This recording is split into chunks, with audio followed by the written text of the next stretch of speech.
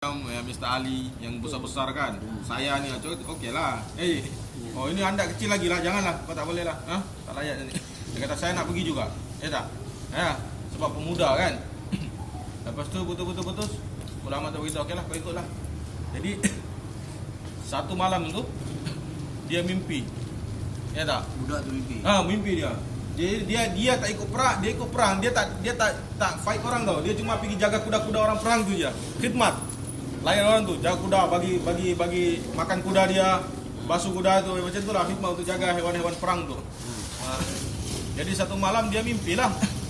Dia tengah-tengah buat tu, dia tidur, dia mimpi.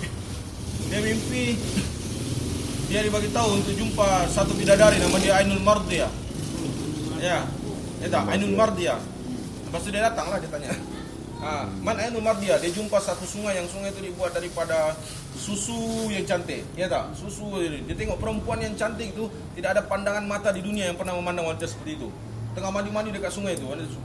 Dia kata, adakah di antara kamu Ainul Mardiyah? Kata, bukan kami. Kau cari ke atas tu, pergi atas.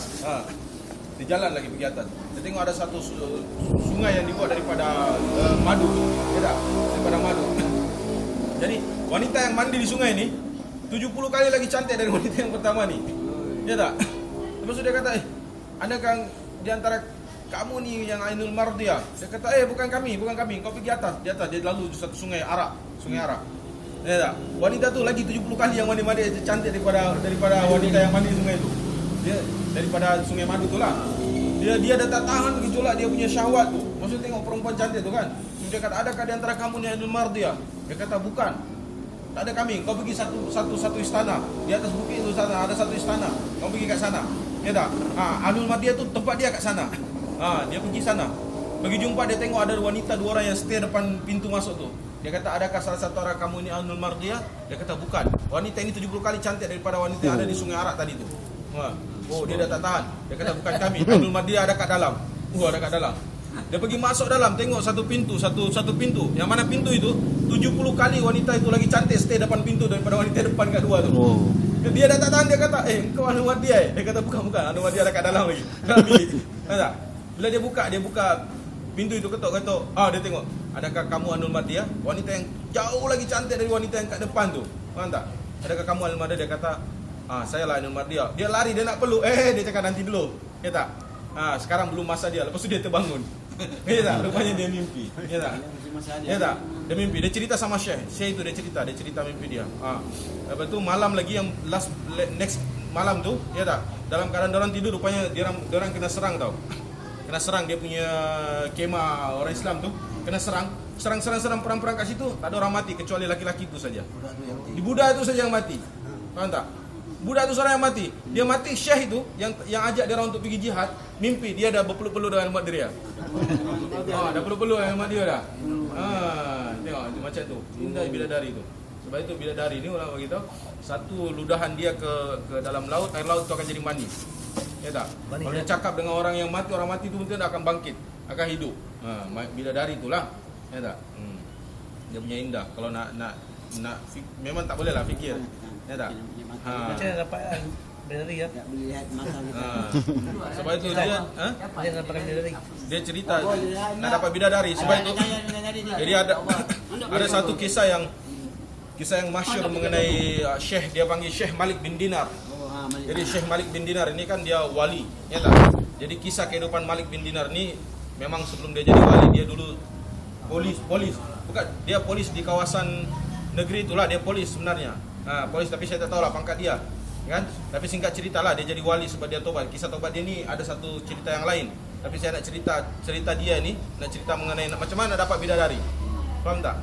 Jadi satu ketika dia tengok ada satu hamba saya wanita yang cantik, yang dia tengah jalan di pasar, dikawal oleh bodyguard. Ya tak? Oleh bodyguard. Jalan bodyguard. Lepas tu dia kata, wanita, ya tak? Mau tak tuan kamu menjual kamu pada saya? Orang semua gelak tengok. Dia kan zuhud, tahu pakaian dia macam tu lah, kusut ya. Dia tak smart lah. Dia tahu orang tua macam tu kan. Mau beli, dia kata. Malik bin Dinar. Kau tahu tak berapa harga saya ni, orang tua? Kau berani kau tawar saya?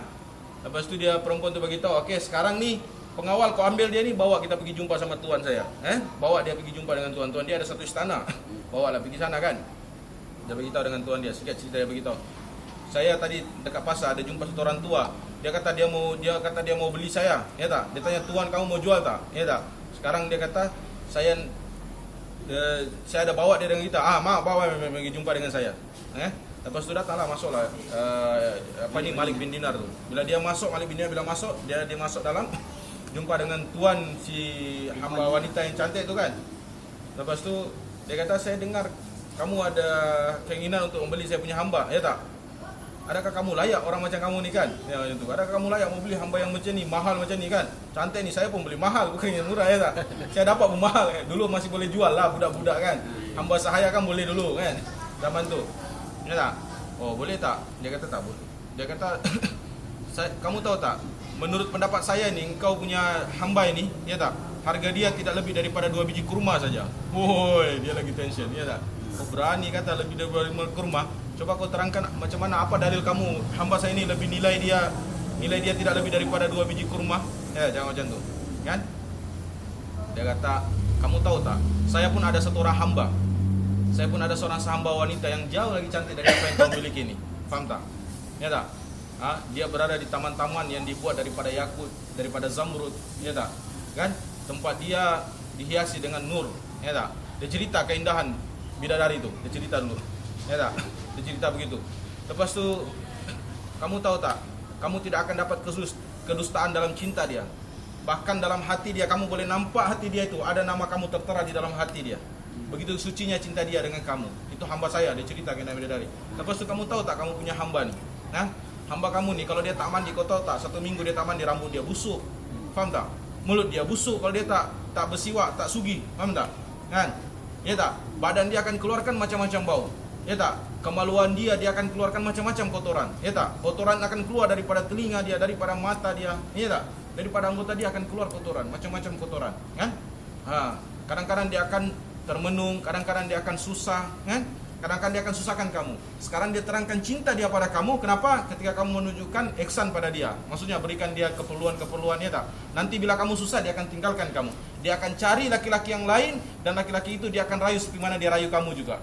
Dia akan tunjukkan kesetiaan cinta dia seperti mana dia cinta pada kamu, ya tak? Sebab apa? Sebab kamu ada harta. Faham tak? Macam tu. Sekarang saya tanya, mana layak dimiliki, hamba kamu atau hamba saya? Semua orang dalam majlis itu beritahu hamba Tuhan yang layak dimiliki, ya tak? Yang ini bidadari. Dan dia beritahu hamba saya itu adalah bidadari, ya tak?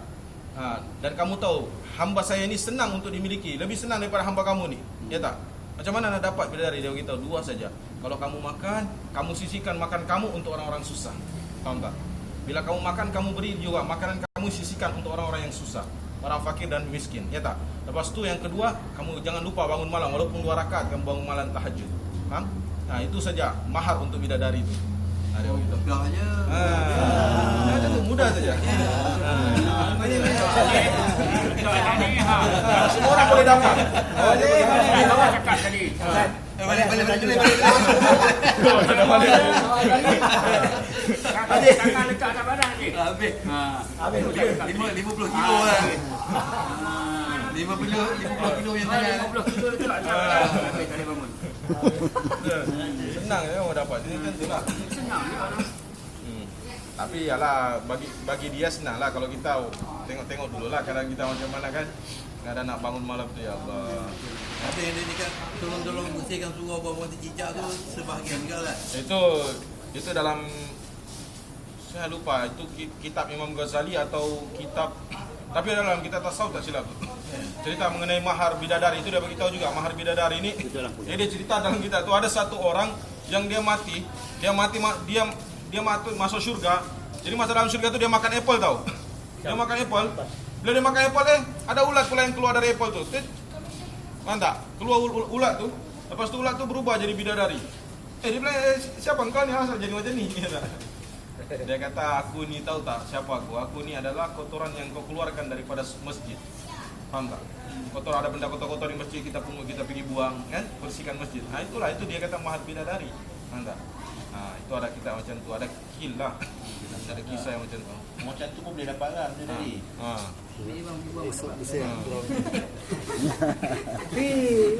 Yang buah. Ini buah. Dengar laki ya. Ustaz, bila masuk je syurga dah tentu ada bidadari tu. Itu memang tetap ada. Semua orang akan dapat. Cuma status bidadari orang ini sesuai dengan amal dia lah. Ada yang banyak, ada yang sedikit, macam itulah tadi. Ada gerik Ah. dia. Lepas itu kalau orang yang kawin, orang yang mati setelah menikah, maka dia akan ada ratu bidadari di akhirat nanti. Tapi kalau orang mati bujang, dia tidak akan ada ratu bidadari. Itu kerugian orang yang mati dalam keadaan tidak menikah. Ya, tak macam itu. Nah, sebab istri yang soleh itu kan dia akan jadi ratu nanti. So dia tidak akan ada ratu bidadari nanti kalau dia tak ada istri. Itu sebab salah satu fadilah orang menikah tu. Nah, kalau ratu bidadari tak payah cakap lah kalau bidadari saja, ya tak. Nah,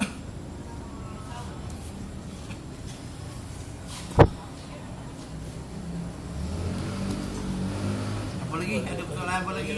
Mana Ustaz? Bila saya nak angkat muka? Tanya lah Ustaz. Jangan tanya Ustaz ni. apa orang rumah punya visa, orang rumah dulu belum panggil lagi sebab masalah sekarang orang haji. Oh, ya ya, tak dia tengok orang lain ada. visa tu dah minta dia punya ni, dia punya apa, dia punya dah buat permohonan lah. Allah